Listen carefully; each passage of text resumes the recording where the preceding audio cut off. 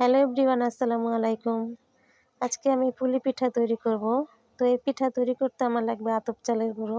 এই আতপ চালের সাথে আমি অল্প একটু ময়দা দিয়েছি।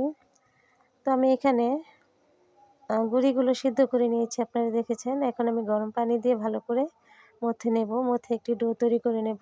তো আমার ডো তৈরি করা হয়ে গেছে। এখন আমি নারকেল আর গুড় একত্রে জাল দিয়ে নেব। তো নারকেল গুড় আমার জাল দেওয়া হয়ে গেল। এখন আমি পিঠা বানাতে চলে যাব। তো অল্প একটু আটা নিয়ে আমি হাতে গোল গোল করে আস্তে আস্তে একটি গোল রুটির মতন রাউন্ড শেপ তৈরি করে নেব। তো আমার হয়ে গেল। নারকেল গুড় দিয়ে দিলাম। নারকেল গুড় দিয়ে আমি সাইডটা ভালো করে বন্ধ করে দিব।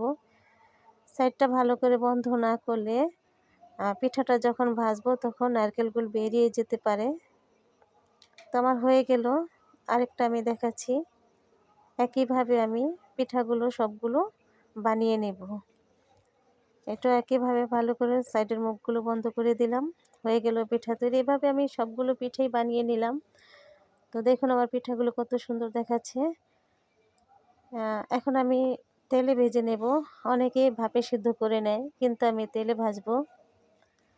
তো একটি প্যানের মধ্যে তেল দিয়ে দিলাম, পিঠাগুলো দিয়ে দিলাম। হালকা অল্প মৃদু জালে ভাজতে হবে, বেশি জালে ভাজা যাবে না, তাহলে পিঠাগুলো পুড়ে যেতে পারে। অল্প জালে আস্তে আস্তে ভাজলে পিঠাগুলো খুব সুন্দর হয়, খেতে ভালো লাগে এবং মুচমুচে হয়। তো এক পিঠ হয়ে গেলে উল্টিয়ে পাল্টিয়ে ভাবে ভেজে নিলাম। পিঠা ভাজা আমার হয়ে গেল, নামিয়ে নিলাম। বাকি পিঠাগুলো আমি একইভাবে ভেজে নেব। দিয়ে দিলাম বাকি পিঠাগুলো। এ পিঠ ভাজা হয়ে গেলে অন্য পিঠ দেব, উল্টিয়ে দেব, পরে নামিয়ে নেব। এই পিঠাগুলো খেতে খুবই মজা লাগে।